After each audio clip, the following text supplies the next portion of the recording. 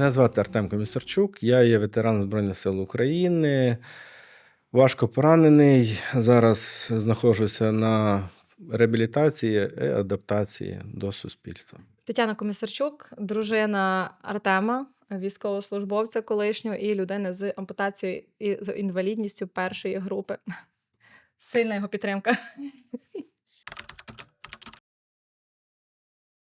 Трапилося 14 жовтня 2022 року. Це був Харківський напрямок, це якраз йшов контрнаступ.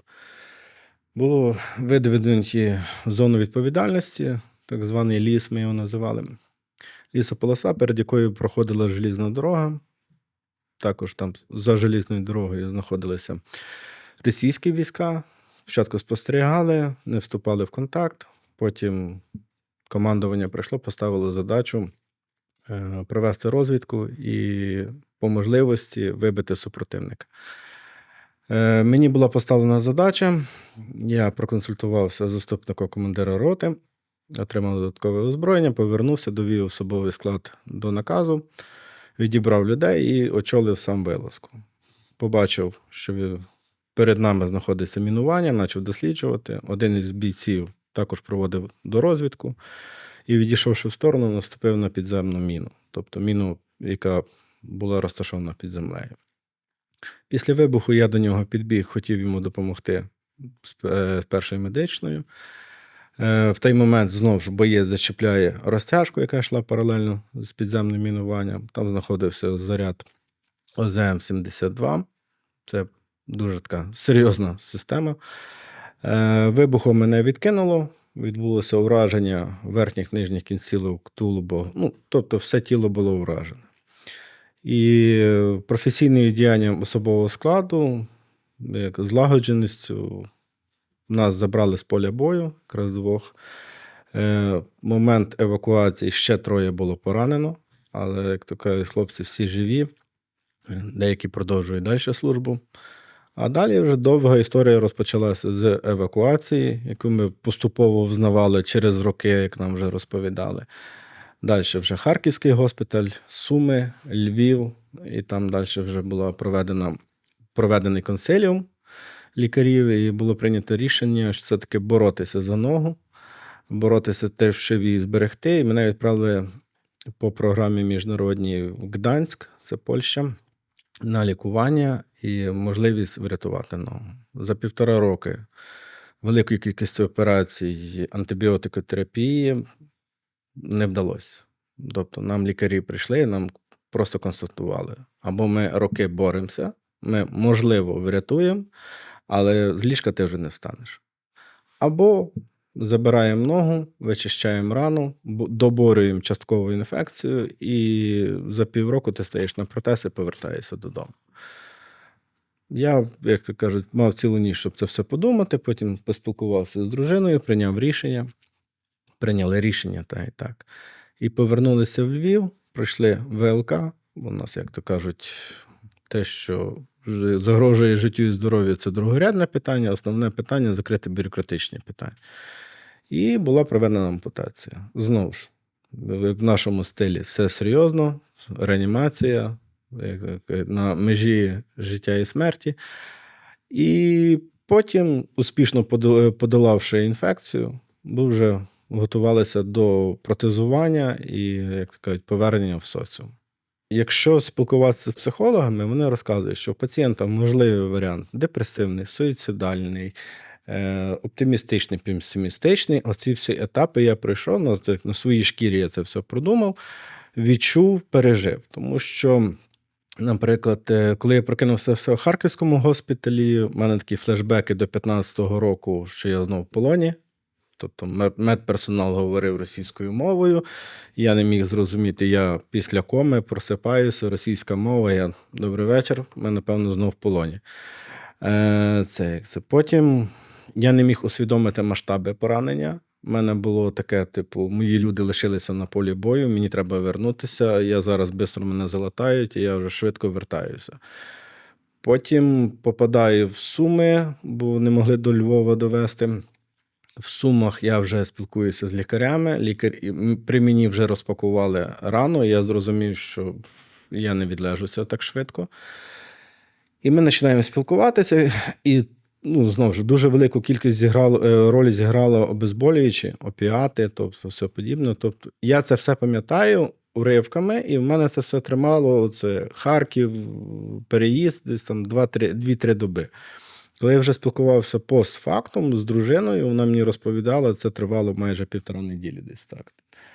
В мене марення, в мене сни, я не міг зрозуміти, де реальність, де в мене це моя фантазія зашкалювала. І коли ми вже потрапили у Львів, нас почали активно готувати, і я просто чув розмови хірургів, і вони просто кажуть, нога під ампутацію, і тоді пішло відторгнення. Тобто я не хотів. Для мене це було, як без ноги.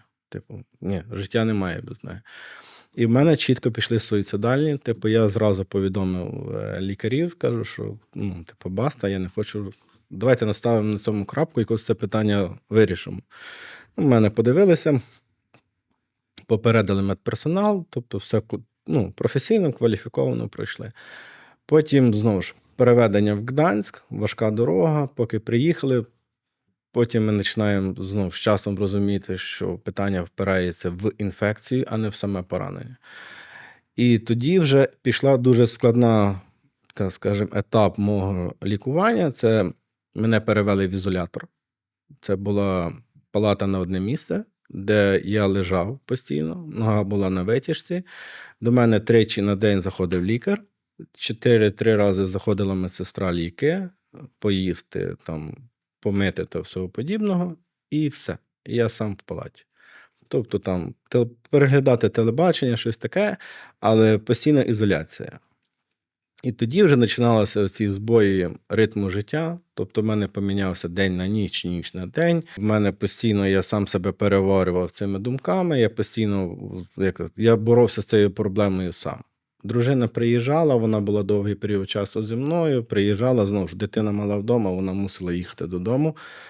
І оці неділя, коли вона поруч, в мене життя прокидалося, я будував плани на майбутнє. Вона тільки їхала, 3-4 неділі я гаснув. Я нічого не хотів, в мене були депресії, в мене затяжні депресії були. Дуже важко це дружина, бо це все, як то кажуть, чужій людині ти це не скажеш, не фиркнеш, не крикнеш, не заблокуєш. А під удар попадала дружина. От саме це було важко. Я це усвідомлював, старався контролювати, але в тій ситуації емоції дуже сильно себе переламували.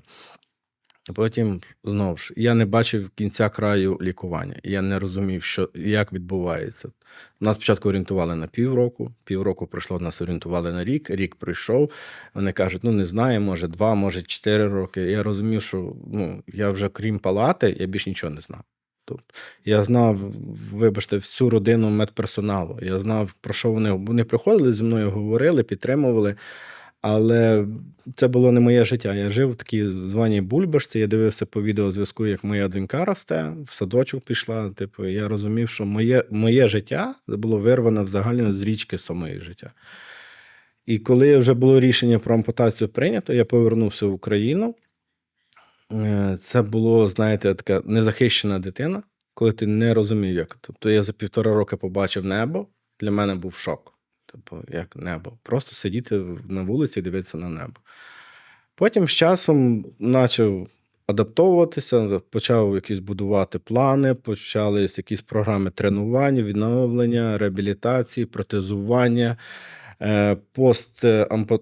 Після ампутації вже операції, скажімо, доганяли до досконалості мій зовнішній вигляд. І це вже стало, знаєте, вже якимось таким рутиною, яка вже витягувала мене з замкнутості в собі. Дуже багато працював з психологами, але стикнувся з тою проблемою, що коли ти приходиш і кажеш, Артем, розкажіть про себе.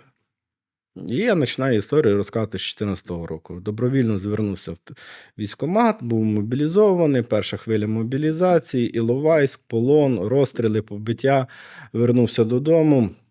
Поранення, ізоляція, вернувся зараз, проходжу реабілітацію, психолог на мене дивиться, каже, я не знаю, що з вами робити. Ви настільки унікальний випадок, ви настільки багато в собі факторів поєднали, що просто не розумієте, звідки що тягнути. Потім, як ми вже почали спілкуватися не з одним з психологів, тобто він так подивився, каже, ви класно справилися, з полону, і зараз ви йдете успішно до оздоровлення стосовно ампутації і протезування. От у вас чіткі є курси, ви розумієте план, і у вас є дуже мега сильна підтримка вдома. Тобто, ну, дружина це постійно, знаєте, як характеризують військового, широка спина, велика грудна клітка, на якій багато орденів, медалей, типу, але ззаді його тримає дружина. От так само мене тримала дружина. Я розумів, що я маю час на собі зосередитись. Я маю час, типу, розібратися, як себе побудувати. Ну, я про тебе говорю. І це. Мої І флешбеки. ці емоційні качелі, тобто ви маєте зрозуміти, якщо є от на той момент, що зараз подивитися, знаєте, як всі чоловіки кажуть, у мене все норм. Типу, як там? Та все норм. І знаєте, зразу червона лампочка загоряється, брехня. Бо чоловік ніколи не зізнається, який сам себе поважає, що в нього є проблеми. От коли я згадую свої періоди, оці, я просто, знаєте, ну, я починаю сумніватися в правдивості своїх спогадів. Чи я це прожив, чи я зміг це пережити. Але повертаючись додому, дитину беру на руки, дружина збоку, я розумію, я на своєму місці, я там, де я хочу бути. Так що такі мої качелі були. І пережив, адаптувався і стараюся зараз з хлопцями ділитися досвідом, підтримати. В більшості випадках інколи не треба лізти з допомогою. От коли вже попросять чітко, тоді так. А нав'язувати не ціниться зараз це. Є зовсім різних два життя під час одного поранення в сім'ї. Тому що коли Артем пішов 24 лютого в військкомат, я така була на відсотків 95 впевнена, що його не візьмуть. Друга група інвалідності, думаю, боже, там такі черги, куди його візьмуть? Думаю, та окей, йди, бо я розуміла, що він хоче, він про це попереджав, що якщо почнеться, то я піду. Ми були готові ще за декілька місяців до цього всього. І потім він дзвонить до мене, там його раз не взяли, другий, третій, і він дзвонить до мене 26 лютого і каже: ну все, вітай мене. А я думаю, з чим, напевно, все вже дала остаточно моєго пендля. Він такий: я в Збройних силах України. І він настільки це гордо сказав. І реально десь, напевно, з того моменту я не до кінця знала, який його стан після полону, тому що ми познайомилися за 1,5 року після полону, чи за 2 майже. І він дуже закривав цю історію. Він розказав мені, але, скажімо, я не до кінця розуміла, тому що війну 14-го року я знала тільки по загибелі декількох своїх друзів і все. А потім Артем вже війшов в Збройні Сили України, вдягнув форму і почув себе таким реально в своїй стихії. Я бачила, що в нього горять очі, що він, скажімо так, він був щасливий, що він там. Мама його, звичайно, плакала, просила мене, щоб вже я на нього повпливала, бо вона не мала впливу, але я не розуміла, для чого я маю його відмовляти. У нас було це проговорено, і так, я не хотіла б, щоб закінчилось так, як закінчилось. Могло б і гірше закінчитись, звичайно. Але, напевно, я не мала впливу на його рішення, це було його чоловіче рішення і все. Але дійсно, певний період часу, коли він перебував ще в Тернополі на навчаннях, на підготовці, потім виїзд на День міста Тернополя, я так пам'ятаю, всі святкують, а я стою плачу, бо таке було відчуття, що я прощаюся з ним назавжди. Не знаю чому, але він виходив з дому, віддав перший раз в житті ключі просто і сказав: мені, походу, їх більше не потрібно. Ми проговорювали різні моменти його загибелі, моменти, де його хоронити. Тобто ці всі речі ми, скажімо, вже як дорослі, свідомі люди проговорили до того, як він виїхав. І пройшло дуже мало часу від виїзду, 1,5 місяця. Трошечки більше 1,5 місяця, і я така з ним собі поговорила, то було Покрови тоді, День захисника України, на той момент ще тоді було.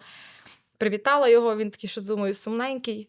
І оця просто шокуюча для мене новина, коли я зранку з ним спілкуюся, все нормально, і він там купив, а я якраз, бо я займаюся волонтерством, я якраз купила йому автомобіль. Він попросив, я такий класний автомобіль пригнала, кум його пофарбував, поремонтував. Я все скупила в цей автомобіль, напакувала і кажу: все, Артем, авто вже стоїть, все таке класне. Кажу: чим його відправити? Він типу: я тобі дай час до неділі. І я так тішуся, ходжу щаслива, ще йому фліски скупляю. І тут оцей Такий страшний дотепер стук в двері, тому що мені ніхто не дзвонив, нічого не казав. Його командир роти був поранений 2 тижні перед ним, а я тільки його знала і номери декількох хлопців його. І мені просто, я розумію, що пройшло більше півдня, це 5 година вечора, а я говорила з ним в 10-й. І я розумію, що пройшло півдня, і він не виходить на зв'язок, і його просто немає на зв'язку. І я вже нервуюсь, пишу, кажу, так, фліски такої немає, шапки такої немає, все, готуємося на зиму. І тут відкриваю двері, бачу, стоїть купа людей, і мій сусід. Я думаю, опа, якісь збори, походу, там, не знаю, жильці в будинку. Але всі просто з такою німим обличчям. Просто з дико німим обличчям, без жодної емоції. Я вийшла, дитину там залишила своїй сестрі, і оця фраза «Ваш чоловік поранений». Я така стою, думаю, в смислі, кажу, він зранку зі мною говорив. І вона стоїть, і ця жінка, яка мені це говорить, починає плакати. Я кажу, він живий? А вона, ми не знаємо, він важко поранений, і він казав, що ви йому щось порішаєте. А я стою, просто такі очі на неї. Він казав, що зв'яжіться з моєю жінкою, вона все порішає. І я така, окей. В мене був там, звичайно, шок, і я взагалі не могла переварити до кінця, що це реально відбулося. Думаю, головне, щоб цілий був. Думаю, тільки щоб цілий був, щоб все було окей з головою, що все, що він... Але думаю, він ж міг подзвонити, якщо б все було окей. І тоді я виходжу на медика бригади. Медик бригади каже, все ок, не парся, там, типу, все нормально. Йому там щось трошки там сідницю розірвало, чуть-чуть там туди-сюди, але все, будеш гроші мати де ховати. Ця його фраза, він таки ніби хотів підбадьорити, але це не було підбадьорювання для мене вже на той момент. Я розуміла, що там щось незвичайне. І тоді мені дзвонить один з його побратимів і каже, 5 поранених, він найважчий. Типу, Артем твій найважчий. І я думаю, так, кажу, а чому він не виходить на зв'язок? Каже, ти розумієш, він там операційний, телефон забрали. Тобто вони мені не могли сказати чітко, що сталося, тільки щось там з ногою сталося. І ми через знайомих до вечора, через різні служби українські наші, взнаємо, що нам скидають вночі десь година 10 виписку його, і я починаю дійсно читати поранення, і я розумію, що всі частини тіла, там голова, руки, живіт, черевна порожнина, таз, права нога, ліва нога, пальці, то просто все. І я читаю це все і думаю, боже, там нічого цілого нема, походу. Тому він не виходить. І так, це був просто, я не пам'ятала, я їхала до його батьків, тих 100 кілометрів, я не пам'ятала дороги, нічого. Просто в мене був режим, треба щось рішати, як він мене попросив. І я весь час щось рішала, не знала, що. Бус, відправила цю машину зразу хлопцям в той самий на наступний день чи через день. І завжди старалася чимось себе зайняти. Просто, щоб не сидіти і не плакати. Напевно, що це моя риса характеру, коли в мене йде якийсь великий стрес або якась така велика емоційне таке потрясіння, то я не можу плакати. І в мене просто така концентрація на чомусь одному, що треба зробити. І це була концентрація на тому, щоб його перевезти ближче сюди, бо дитині тоді було 1,5 року, я не могла поїхати до нього. Мама моя плаче, не їдь, бо в тебе дитина ще тебе там заб'ють. Коротше, все на кучу. Його мама, я поїду, потім вас не пустять, нікуди не їдьте. І оце отаки в Харкові не пускали, потім з Харкова він там чудив просто жахливо. Для нього це було, він проснувся, щось там йому помарило, заснув. А нам він дзвонив кожних 2 хвилини, як йому дали вже телефон. І кожних 2 хвилини він не пам'ятав попередній дзвінок. І ви ще заберіть мене, тут обстріли, заберіть, тут горить госпіталь, тут попало прямо в мою палату. А ми ж чуємо, що там спокійно. Лікарі спокійно говорять. І це таких було дуже багато. Потім Суми, там ми взнаємо, що йому осколок пролетів через всю голову, прямо через отак, і застряг з другої сторони, і осколок 7 на 7 міліметрів. І нам лікар дзвонить і каже, ми в шоці були. Ми реально всією лікарнею дивилися, як той осколок пройшов всі шляхи і не зачепив життєво важливих судин навіть. Там тільки, я так розумію, ніс, бо тому що там він пам'ятає під час поранення, що кров пішла. Ти порішала просто. Так, я порішала. З апостолом Петром ми рішали це питання. І потім так, це дійсно було дуже емоційно важко, але напевно, що на той момент стрес тримав тебе в ресурсі. І я розуміла, що настане колись момент, коли цей ресурс просто вичерпається і піде відкат. І цей відкат наступив, коли він вже додому приїхав. Напевно, це стандартна така процедура. Це все наступає, коли ти можеш розслабитися вже і видихнути. Але з ним неможливо видихнути, він тут ще 10 операцій після того, як додому приїхав, переживає кожного разу. Ще 2 І рази до апостола Петра сходив. так, і ми старалися завжди, типу, на такому позитиві жити, на позитиві сприймати всі новини. Хоч він мене капець як нервував в тих лікарнях, бо дійсно він зганяв всю злість на мене. Я там він зі мною розлучався по 10 разів в день, потім одружувався знову по 10 разів в день, потім блокував, розблоковував. Він ж не знав, що в мене є його парний телефон, який він залишив вдома. Я сама себе розблоковувала зразу і знову ж таки писала. Ти привод за 4 перекидала 2 гривні, в коментарях писала розблок. Розблокуй мене, блін, бо я як приїду в той Гданськ, я тебе доб'ю. Але так, там в Гданську дійсно там було більше 100 операцій, напевне, що були дуже важкі операції, які, ну, напевно, ми не розуміли масштабу цієї операції, бо це була одна з операцій, але коли вже мені медсестри писали самі, там, Таня, ми самі молимося, я така... Блін, я там на одну операцію не встигла приїхати, якраз це була така складна операція вже майже в самому кінці. Але за півроку перебування в Гданську до мене вийшов лікар, каже, там був наш український лікар, і з України мається на увазі, але він вже давно працює там, і він надзвичайно підтримував. Для мене було просто плюсом, що він українською мовою розмовляв, і я хоч розуміла, що з ним відбувається. І він за півроку каже, ну, ніби загрози життю вже немає. Я, а що була? Типу він, ну так. Я навіть не знала, кажу, що була загроза життю. Я думала, що все окей, типу вже. Ну і тоді от це рішення ми прийняли. Це було, скажімо, для мене було дуже важко їздити. Кожного місяця просто їздиш в Польщу, це дорога, ти їдеш на тиждень, потім приїжджаєш, відправляєш волонтерську допомогу на схід, тиждень цим займаєшся, потім дитина маленька, садочки, оце все якось так накрутилося. І ще він мені мозок компенсував. Ну, типу, бо йому то він сніг не бачить, то він дощ не так йому вже падає, бо він хоче подивитись на нього зблизька. І ми завжди мріяли, що ми в Гданську, кажу, я тут вже всі точки вивчила, крім магазинів, звичайно. Кажу, я вже знаю, куди я тебе на кріслі колісному повезу, ми тут погуляємо біля моря. І завжди старалися от шукати в цьому якісь плюси. Я там приходила, він каже, так, тут море недалеко, ми поїдемо туди кріслом колісним. Добре, чекаємо на море. Ну, ми не дочекалися, звичайно, але колись ми поїдемо туди вже на 2 твоїх ногах.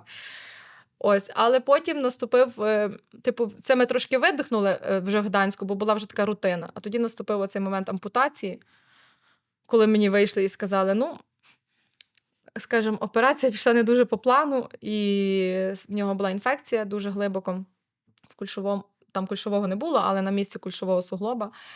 І мені сказали, що, ймовірно, він не виживе після цієї операції. Типу, він живий, я чула, як попрощалася з ногою спочатку, коли винесла. Я така, дивлюся його прізвище, думаю, боже, все, це вже все. Назад дороги вже немає. І анестезіолог мені просто повідомила, що стан критично важкий і, ну, типу, ви молода, готуйтеся до найгіршого. І я така, думаю, опа, попали. Як так? Я ж по факту його підтримала в цьому. Це ж, виходить, я його завезла сама на кушетці на ту операцію, і в мене починається такий просто стрес від цього, що як, ні, це нереально, це неможливо.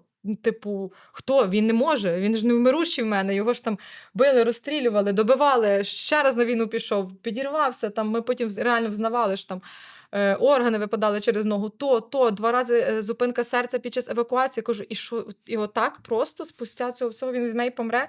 Я така стала, кажу, ні, Боже, ти так не говори, зараз ми із тобою все порішаємо, він має вернутися. Ну і на наступний день вже там мене впустили до нього, звичайно, в реанімацію попрощатися, ну, просто подивитись на нього, але я розуміла, що вони мене ведуть не просто дивитись на нього, бо стан не покращувався. Я ще щось там з ним пожужжіла, ну він, ти чув мене, але так, кажу, ногу нормально відрізали, не переживай, краще, ніж ми планували. Він так щось пальцями потрогав, каже, я кажу, все кльово, він мені ще там сердечко, я лікар, що він показує, що це він, йому погано, він каже, та ні, він, походу, вам сердечко показує, а я, ясно, продовжила сердечко. Ну і на другий день приходить анестезіолог і така, у вас такий Артем балакучий, я така, я цілу ніч не спала, плакала. Він що, вже прийшов до тями? Ну, просто так раптовно. Так, він вже з нами розмовляв, заходить, там реанімацію все розвлікає. І ми вже далі, ми вже зайшли. Ну, звичайно, вже всі з'їхались, бо дуже важко було повідомити батькам цю новину. Бо я ж сама батькам сказала, ну, їдьте додому. я буду коло нього, їдьте додому, все, я залишилась в Львові. Ну і тут, типу, мені вночі кажуть, що ймовірно він помре, і я думаю, боже, вони полон пережили, вони його і так вже хоронили кучу разів десь в своїй голові. І він єдиний син. Думаю, як він? Ну, типу, як я маю це сказати? І я дзвоню до мами, я розумію, що я не можу сказати слова їй. Я така, все погано. І просто мама починає кричати в трубку. Кажу, він живий, але не настільки погано. Кажу, він живий, все добре, але погано. Типу, їдьте в Львів. І я розуміла, що я, може, неправильно мамі це повідомила. І там зразу тато взяв трубку, але просто я чула мамин крик, як вона плакала. Кажу, я буду вас тримати в курсі. Мама каже, я перший раз хотіла, щоб ти до мене не дзвонила. І в мене всі друзі, ми всі хотіли, щоб ти вночі нам не подзвонила.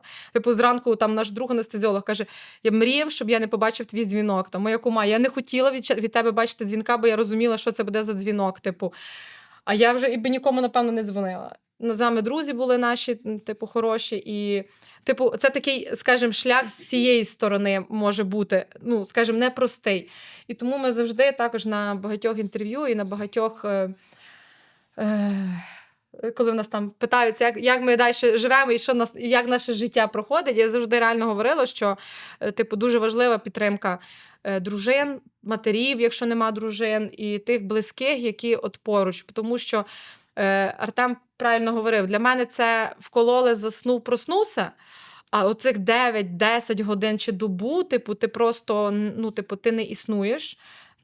Я казала колись, я перший раз відчула, коли організм не сприймає, типу, ти не чуєш організму. Типу, я не відчувала ніг, смаку. Взагалі, мені дають їсти, а я розумію, що я їм, це щось таке звата.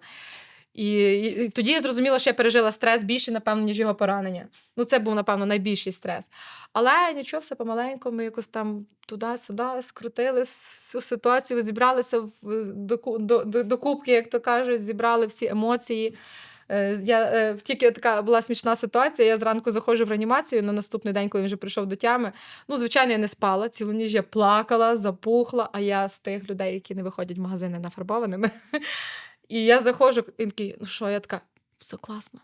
Все, операція пройшла класно. Він такий, угу. І я в реанімації лежу. А я, ну то ти завжди лежиш в реанімації, ти не переживай. Це ж стандартна процедура твоя, ти ж не знаєш. А він такий, ні, ти не намальована, ти запухла, все не класно. А я, ні, ти вмирав.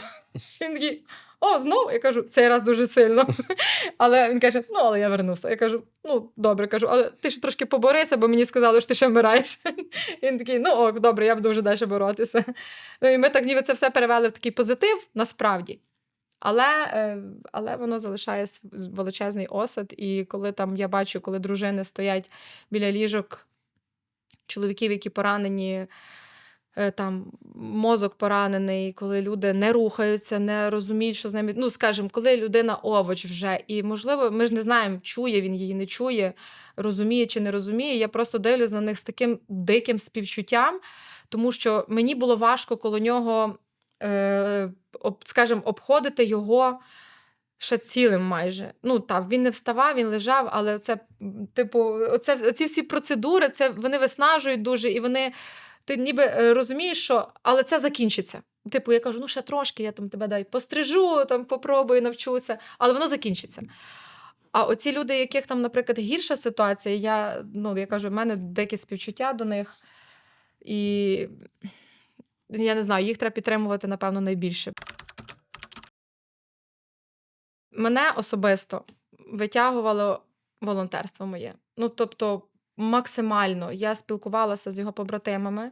У мене є багато хлопців, з якими я працюю, які підбадьорювали мене тим, що ти сильна, ти взагалі молодець, ти там все, там краще від тебе не існує. Я така, краще від мене не існує.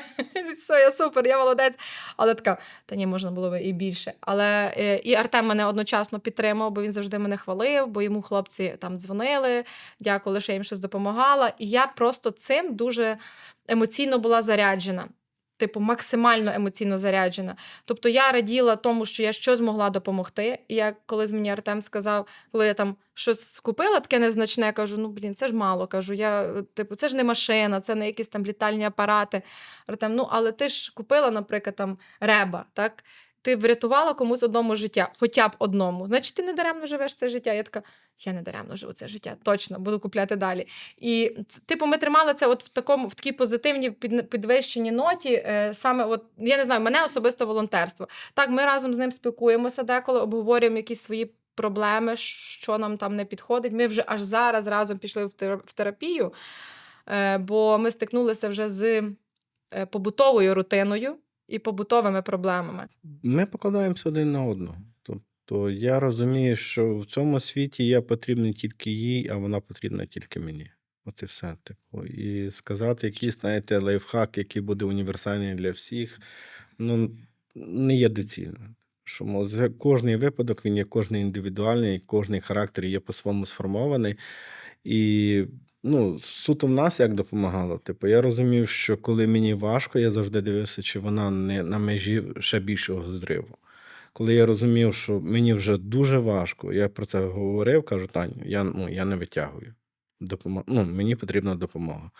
І вона включалася. Було, що вона просто сідала біля мене, вона в палаті засинала просто біля ліжка. І я просто сидів тихенько, чекав, щоб вона хоч трошки відновилася. І от мені здається, що просто знаєте, як оце поранення, сама ситуація, типу, вона дуже сильно підкосила нас ментально, але і знову ж ментально зробила дуже стійкими. Таке моє бачення. Ну так. Кожен випадок в житті, він чогось вчить, і кожна ситуація, навіть дуже, напевно, складна, вона також чогось вчить. І я навчила тримати фіст пістолетом, як кажуть мої друзі. Типу, ти просто ти береш себе докупи. Це, напевно, така риса характеру, я не знаю просто. І можливо, є люди, у нас є друзі, мої подруги, які просто кажуть, я би, напевно, на твоєму місці плакала цілодобово, без перестанку, просто не просихала навіть. Я кажу, ну, але я ж теж хотіла поплакати. В мене був момент, коли я розуміла, що я не можу вплинути ні на що більше. Ну, там, я до нього приїжджаю, там, допомагаю, але от дійсно, Артем правильно сказав, ми не мали терміну. Коли немає цього терміну, ти, типу, дуже в такому підвішеному стані. І цього терміну не було. Коли в нас появився термін, ось в нас там ампутація, потім у вас реабілітація, а потім у вас протезування. І ти тоді такий набираєшся сил, думаєш, типу, от це як типу, видихнув і на останній ще марш-бросок такий, і погнав типу, знов на новий забіг. І от, напевно, що воно таким чином, ми типу, завжди мали якусь ціль. Тобто в нас була ціль. Він переїхати з Харкова. Була ціль, але в нього вона була психічна, бо він просто панічно хотів звідти чомусь виїхати. Вони там лежали деколи в коридорах, і ну там різні там так було не дуже. Там гарні дуже лікарі, дуже професійні, але місця там мало, тому що це, напевно, найближчий величезний такий госпіталь. Це найбільший госпіталь на Харківщині. Потім в нас була ціль. Треба все зробити, щоб переїхати далі, там на інші місця евакуації. Потім ми потрапили в Львів, так, нам будуть ампутовувати. Ні, їдемо далі. Поїхали в Гданськ. В Гданську у нас була ціль вийти звідти на двох ногах з паличкою. Ну, окей, не вийшло, ми такі, нічого, в Львові вийдемо. Типу, завжди була якась ціль, до якої треба було йти. Бо якщо її не було, типу, ти такий просто живеш і типу, проживаєш кожен день, не зрозуміло взагалі для чого. І в нас зараз ціль. От в нас була ціль. Треба похудати для того, щоб вдягнути по-новому протез, бо тому що там він почав худати. І ми такі худаємо разом. І починаємо. У нас була ціль худати. Все, переходимо направо. Я там сижу, калорії рахую, все рахуємо, все підбиваємо. Тобто знову ж була ціль. І, напевно, це основне. Типу, коли є якась мета, до якої тобі треба дійти, ти доходиш до неї, ти шукаєш іншу мету. Потім в нас буде ціль яка? Стати на протез і поїхати в Гданськ до тих лікарів, які його 1,5 року лікували. І на море. Ну, я не уявляю, як він має по піску ходити, але потягну тебе.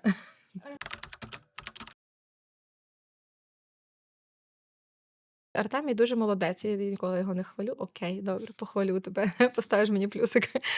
Артем дуже молодець в плані того, що він дуже гарно і швидко реабілітувався.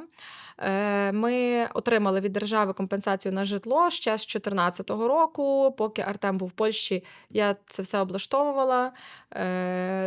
Типу, максимально, як йому мало б бути зручно, але як подобалось мені.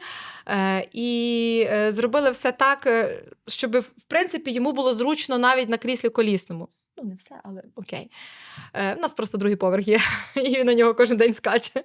Але це свого роду тренування. Я навіть йому міні-спортзал організувала, бачите, другий поверх. Але він дуже швидко почав готувати сам їсти. Типу, він сніданки нам готує, ну, сміття не виносить, ну, окей. Але насправді, я не знаю, ти нормально влаштувався?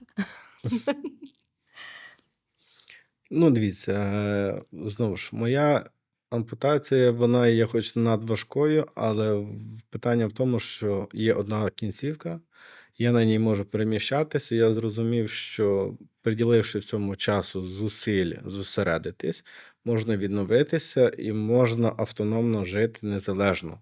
Тобто, так, є багато варіантів, коли я прошу допомогти, бо це просто зекономить час, чи, наприклад, мій там ресурс якийсь. І будинок, знову ж, дружина максимально все зробила по комфорту. Тобто, якщо я вдома, я себе відчуваю комфортно, я не дратуюся, я не заходжу в якусь таку ситуацію, де я просто не можу це фізично зробити.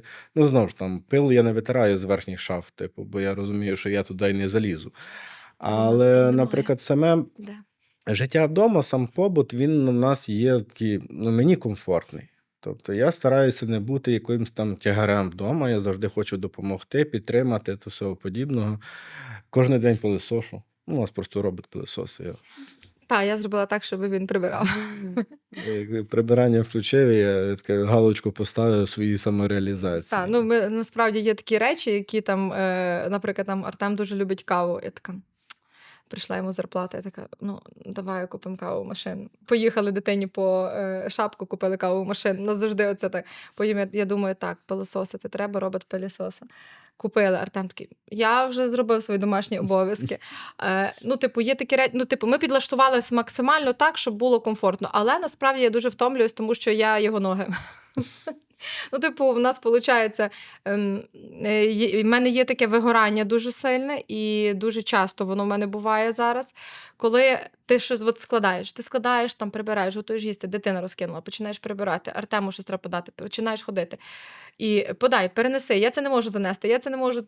Я така думаю, боже, як я вже це не хочу робити.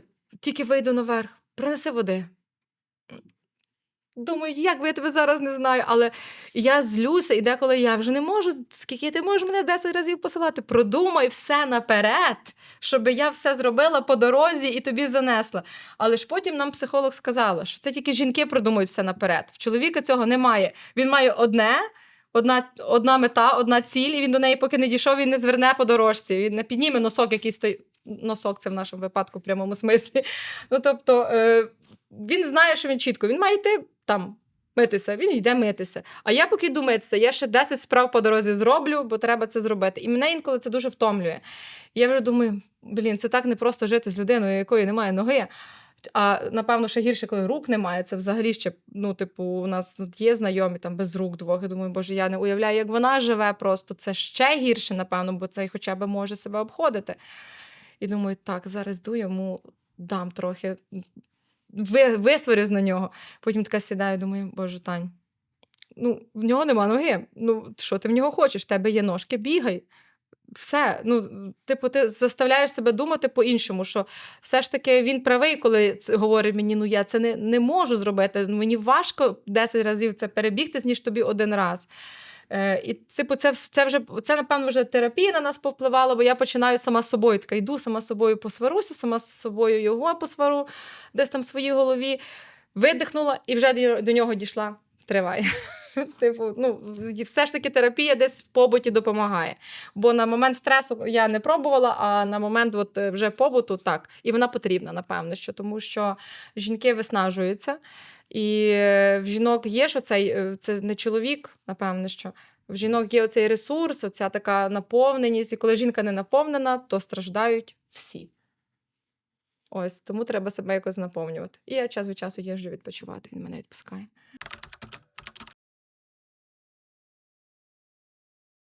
Ну, взагалі, сам проект «Неопалимі», типу, він взагалі дуже унікальний для України. Я вважаю, те, що я досліджував і бачив, взагалі для світу.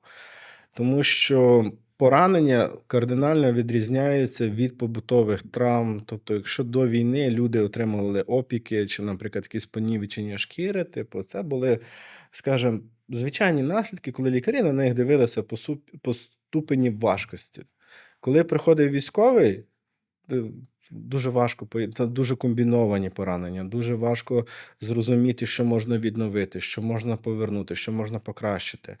І коли в мене закінчився процес вже так званої ампутація, реабілітація, протезування, і вже потім в мене пішла типу підгонка протезу, в мене вже пішло, можна це покращити, можна там дефект виправити. Я почав цікавитися, як призвести себе до певного стану, коли я почну сам себе сприймати. Бо проблема ветерана це сприйняти самого себе, а потім сприймати світ.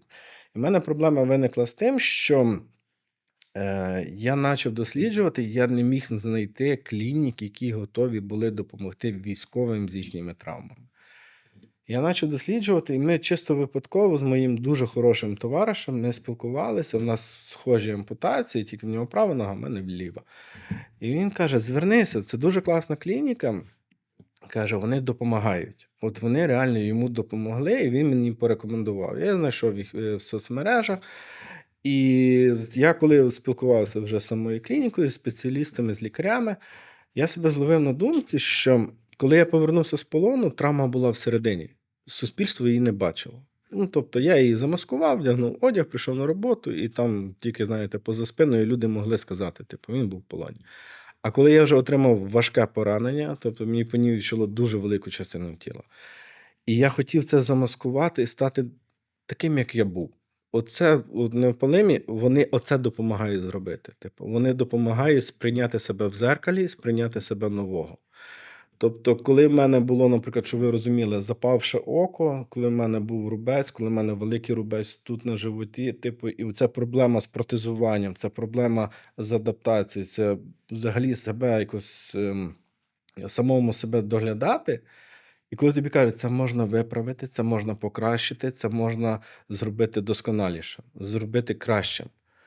І це люди приходять, і вони цікавляться, вони рекомендують, вони кажуть, оцей варіант хороший, але краще зробимо так, це буде набагато перспективніше в майбутньому.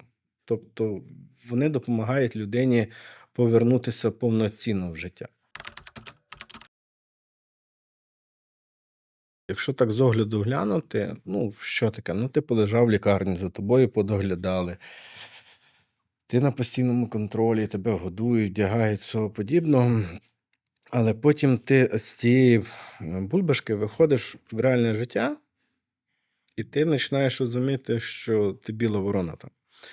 Ми спочатку, коли я був вже в Львові, і ми були, там всі свої були. В одного ножки нема, в другого ручки нема, в того двох ручок нема. Типу, ми виходили на вулицю рівний рівному. Ніхто нікому місця не уступав, ніхто нікому двері не відкривав. Типу, бо, як то кажуть, ми змагалися, в кого більша група інвалідності, і в кого посвідчення учасника бойових дій вже є на руках, а не ще його роблять. Типу, що у нас такі внутрішні жарти, чорний гумор завжди у нас був присутній. І коли ти потрапляєш вже додому, це саме більша, напевно, проблема реабілітаційних центрів.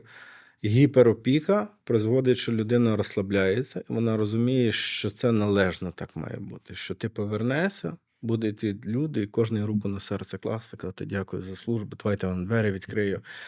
І ти до цього звикаєш, коли ти повертаєшся, а людям байдуже. Типу, в більшості випадків у людей свої клопоти, свої проблеми. Ти не знаєш, що цієї людини чоловік військовий, чи, наприклад, чи в нього брат військовий, чи в нього, може, там дитина хвора, не дай Боже.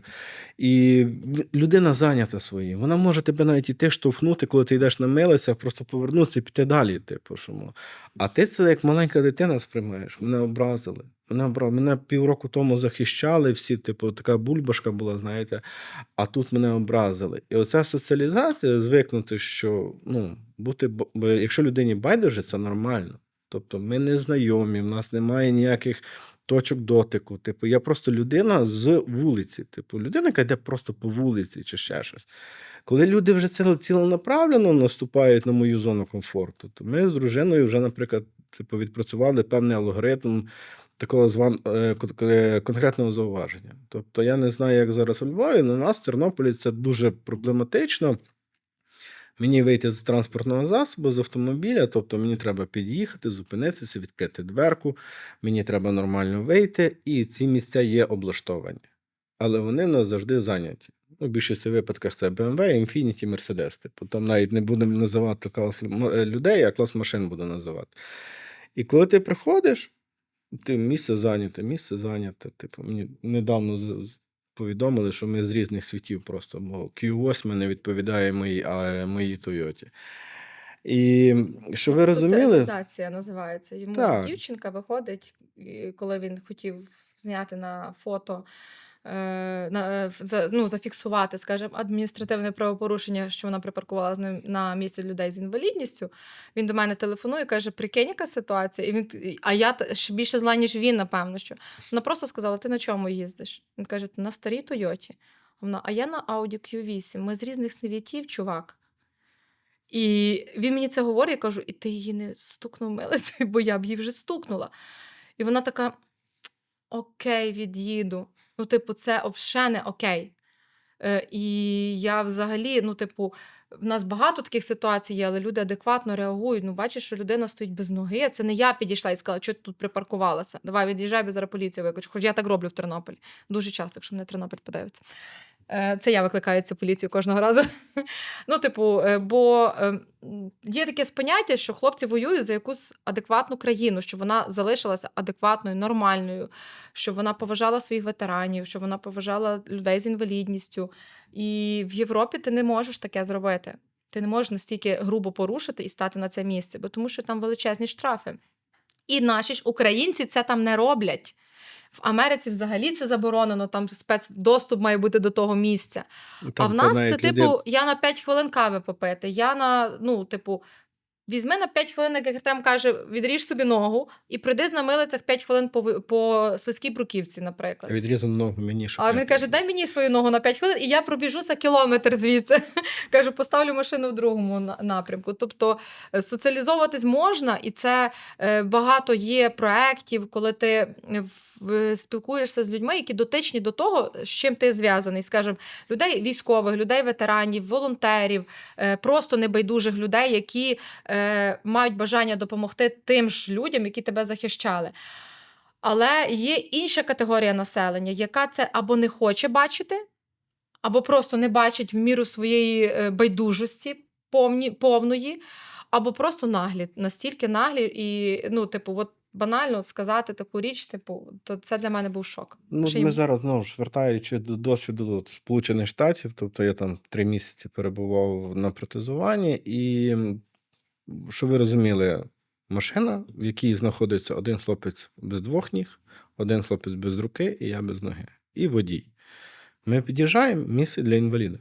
Людей з інвалідністю. Я кажу: паркуйся, є, біля супермаркета. Вона каже: ми не маємо права там стояти. Допоки в нас не буде значка, каже, ти там не запаркуєшся, навіть будучи інвалідом.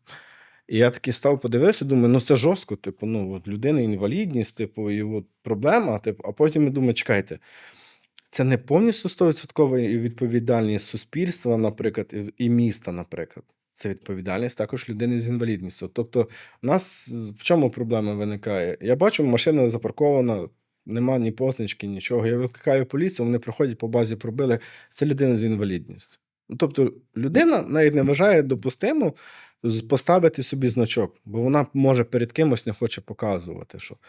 І питання в тому, що оці нюанси соціалізації, коли ти приходиш, починаєш боротися за справедливість, ти починаєш боротися за рівенство, ти починаєш якісь пільги, якісь там ставлення, воно призводить до того, що ти спочатку загораєшся, ти такий став з інтересами, сидився, у тебе все горить в руках, а потім ти раз нарвався на байдужість, 2, 3, 4, 5, і ти такий в кінці кажеш: та пройдуся я тих 100 метрів і не хочу нікого чіпати. У мене так завжди їдемо, дружина: місце для інваліда зайнято, викликаємо поліцію. Я кажу: ідемо далі. От і все. Я за справедливість.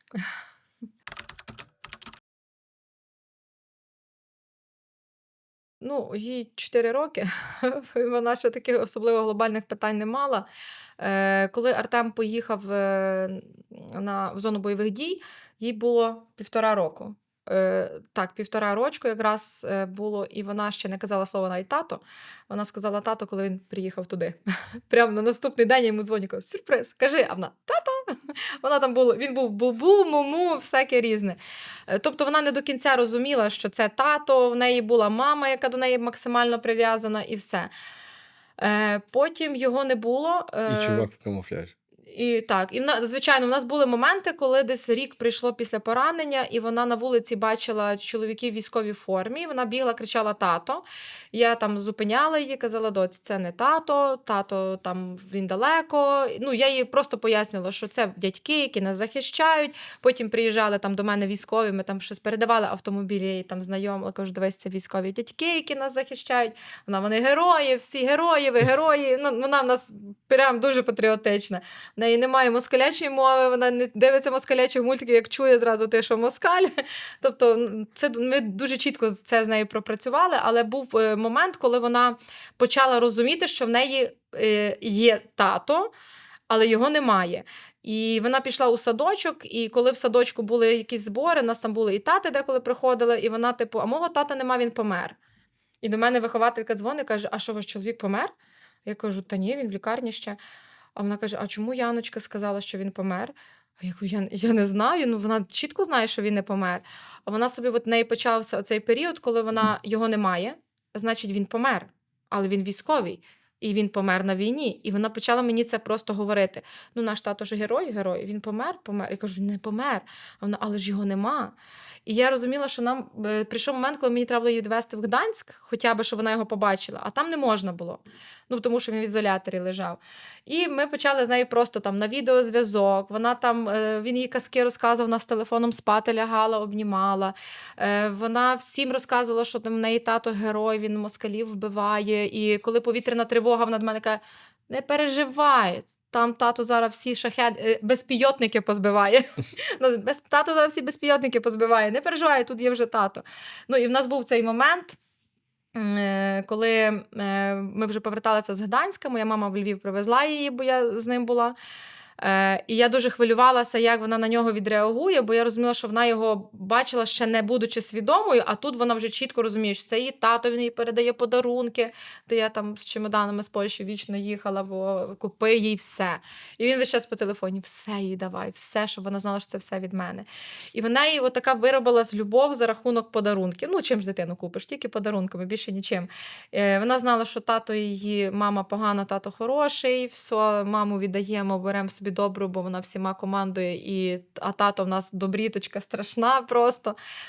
І коли він повернувся, у нас є цей момент на відео такий, вона так на нього подивилася, я думаю, боже, хочу хоча б, щоб хоч до нього доторкнулася, бо він почав плакати, а він ж на лежачому положенні повернувся. Я дивлюся, вона так хлоп в секунді, поцілувала, лягла, погладила, а в тебе ж є ножка, бо я їй сказала, що тато повертається, бо йому мають відрізати ножку. А вона, в нього не буде 2 ножки? Кажу, в нього не буде. Вона, то він русал. Я кажу, ну, напевно, він русал. І вона після ампутації, ми зразу приїхали після операції, їй було дивно бачити людей без рук в реабілітаційному центрі, але не без ніг. Я настільки їй багато розказувала про те, що люди можуть жити без ніжки, що він буде стрибати на миличках, а потім ми будемо його возити. Вона і на кріслі колісному його возила. І там, давай я поцілую. Мама казала, що якщо поцілувати, воно все пройде, і в тебе виросте зразу нога. Він такий, так не працює. І вона це розуміє. І вона дотепер це розуміє, вона дуже гордиться. Замітно, як він приходив в садочок, він зайшов в садочок, а вона така стоїть, це мій тато. А всі такі, на ногу, бо я ж запитала дозволу, чи можна, бо ж я розумію, що це. А вона, це мій тато. До свого коханого Дані каже, Даня, подивись, це мій тато. Це мій тато, він герой. І вона так це серйозно говорить, як доросла така. Він москалів вбивав. Я кажу, ну, та. Каже, він захищає нас. Я кажу, та вже ні, він вже вдома. Він безпілотники збиває. Ну, вона собі все придумала, все, що зв'язано тепер з військовою тематикою, це все. А якщо бачить його там десь берц, який стоїть, або там кепка військова, все в неї вже одягнено. Я теж буду захищати, я виросту, я поїду. Ну, в неї була фраза, яка його дуже розчулила до сліз. Прям.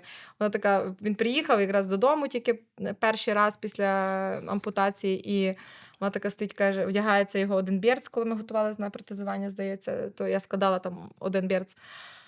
І вона так вдягається, так каже: тато, я як виросту, я поїду так само на війну, і я помщуся за тебе всім москалям поганим. І він такий став і починає плакати. Вона: не плач, я їх всіх кокну.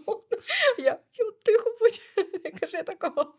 Ну, в неї так чітко було це пропрацьовано. Ми їх ненавидимо, тато наш герой, і вона дуже ним гордиться, типу, всюди. Ну, узагальнити просто плакати почав через те, що ми воюємо, щоб наші діти не воювали. І вони не знали, що це таке, що війна.